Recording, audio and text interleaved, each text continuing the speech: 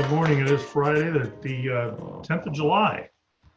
This is Market Insights with Mike, and we're going to talk about a couple of things today. Thank you for joining us. We're going to be here for about 15 minutes, and we're going to start talking about dividends. We're going to talk about the Dow Jones COVID chart. There's been some interesting movement in that. We're going to talk a little bit about sectors today, and we've talked about sectors in the past, how every stock fits into a sector. We're going to talk about the performance of those sectors over the last 6 or 7 months.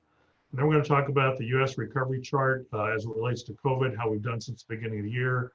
And then we're going to look and see how the world markets are doing. There's been a lot of changes there too. So today we're being produced by Mallory Vaughn again, behind the great big blue First Option Bank curtain, but we're being produced from Nashville, Tennessee, the home of great music, great entertainment, and really, really good food. So I want to thank Mallory for being here and taking the time off from her vacation to be here for us.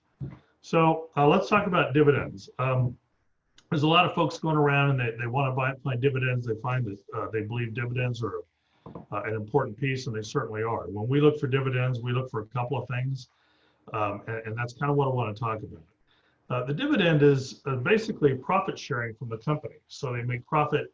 They decide to take some of that profit off and pay dividends to their shareholders with it. Sometimes they pay all the profit out. That's highly unlikely. Most of the time they'll pay part of their profit out, and then they'll retain some of those earnings that they can reinvest with the company, or research and development, brick and mortar, staff, and information technology, improve what they're doing. So they're paying out the dividend, and every quarter the board of directors has to approve that dividend. So it gets reviewed, the board decides whether they want to do it or not, and then it's reaffirmed. So because the company is paying a dividend doesn't mean that they'll always pay that. We have a list of about 35 companies that we basically call dividend aristocrats that have paid dividends for 25 years or more. It's been consistent, and we can see what's going on. What you have to remember about dividends is the day they're paid out, typically you see the share value of that stock decline, roughly equivalent to the dividend that they paid that day. And that's pretty normal, because the earnings is what drives the share price of stock. So if you're taking out some earnings and paying out to clients, you've reduced that. Now you've got to reduce the price. So it's very normal, and you see a cycle. So it'd be probably not a good idea to buy a stock the day before they did their dividend date, because you're going to see a decline that next day. And there's going to be a cycle to those stocks. In an ideal world, the way we see it, is a company's paying a dividend of about 2 to 3%, and they're retaining earnings, and they're growing their company, and they're growing at about 8% a year. So now you have that 2% dividend plus 8% organic growth, and you've got a 10% return, and that's pretty comfortable. If you see a company paying really high dividends, our concern obviously is, why aren't they putting money into their company? Are they making this much money that they can pay out that percentage of a dividend, and is it priced right? The other thing to consider is, if you see a company that's paying a really high dividend and you find that attractive, you've got to look back and see why that dividend yield is so high. So if it's a $100 stock price and it's paying $1 dividend, well, the stock price drops to 90 bucks, that yield goes up, and it may be a little bit of a smoke and mirrors going on. You're thinking, well, they're paying a 10% dividend. Well, maybe that's because their stock price has declined so rapidly over the last quarter, over the last 6 months, or the last year. They're paying the same dividend. The yield is going up. Our concern would be the value of the company as a whole. So you bought into the 10%, 12% dividend because it's attractive. Next thing you know, the company's not making money. They suspend the dividend. They can no longer afford to pay it. The stock price has declined, and now you're sitting there with a stock that's not selling very well, and it's got a very low price. So buying dividends is kind of a tricky business. It's more than just what's the yield, what percentage. If I buy $100, I've got a 10% yield, that's great, but how is that yield created? So that's something to always remember when we're doing stock purchases and we're doing portfolio structure.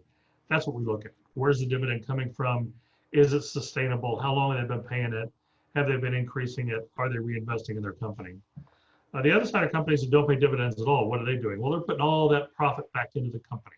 So if we look at it, we see that they have a very high earnings per share. So they have a lot going on. They're putting it back into the company, not paying a dividend. That's going to be a growth company. And hopefully they're growing at a nice solid 10, 12, 14% a year. We like to see that. So that's kind of the summary of dividends. I wanted to touch base on that today because we've got a lot of calls on dividends and how do we do them and where can I get a higher dividend. And it's not just the yield that you're looking for. You're looking for the company and its solidity and its ability to keep going forward. So let's move on to the Dow Jones chart. We look at this every week. Mallory, it's the DJIA chart. And this is updated as of the close of market yesterday. Now remember, we've talked about a couple of different ways the market might recover. And we've talked about a V, we've talked about a W, we've talked about a Nike swoosh. And what we have going on here is you can see that this line is a 7-day moving average. This is the daily price, and this is the 14-day moving average. And come over here and you can see them starting to merge.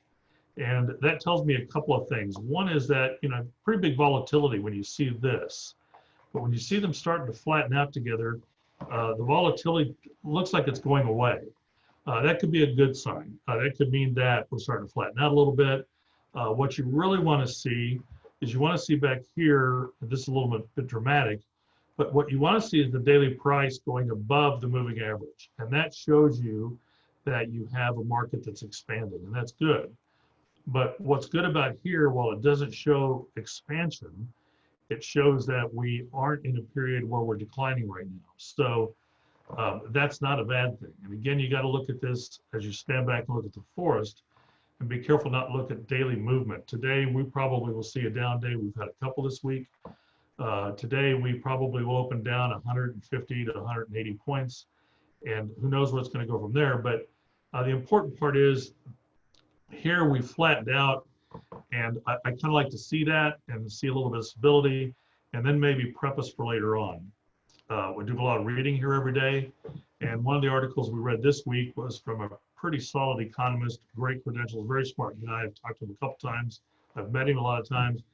And he's talking about the S&P 500 going up to as high as 4,000 by the end of the year. But that we need to be poised. Most of that would take place in the last quarter. So that's something to be prepared for and ready to watch. But right now, we're seeing a flattening. I like that. That's stable.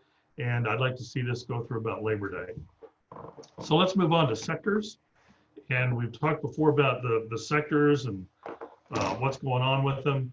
So what I tried to do was create a chart that shows us the different sectors and how they performed and why you can't put all your money into one sector and why it's really good. When we design a portfolio, we spread it across all the sectors.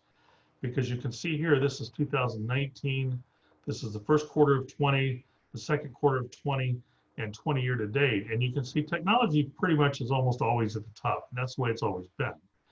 But if you look down, you're going to see that it's very rare that anybody is in the same place all across. They're going to bounce around. We never know who's going to be better off. We never know who's going to outperform. So if you look at a really good matter, if you scroll down to the bottom, you can see oil and gas was at the bottom for 2019, the first quarter, the second quarter. But look what they did for the year to date. But look what they did. And you go back up at the top here. There's oil and gas was the highest performer in the second quarter of 20. Now, some would get excited about that, and a lot of people will run to that because of it. But you got to remember that oil and gas was the worst performer for 2019 in the first quarter, so they kind of had to go up. I didn't expect them to go up to be the highest performer of the sectors, but they really didn't have any place to go. They really needed to increase. We had a lot going on. We had oil going down well below $30 a barrel, so that really needed to go up.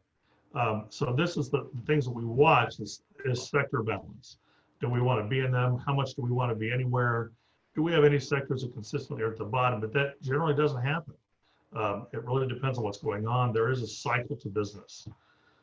And the sectors really show that cycle. So then if we can go on to US recovery chart and see where we are, you're going to see the three indices. The Dow Jones Industrial Average, we've talked before, that's basically 30 stocks, names that you all recognize. And then you have NASDAQ. Those are names that a lot of you won't recognize, but that's very heavy in information technology. And then you have the S&P 500.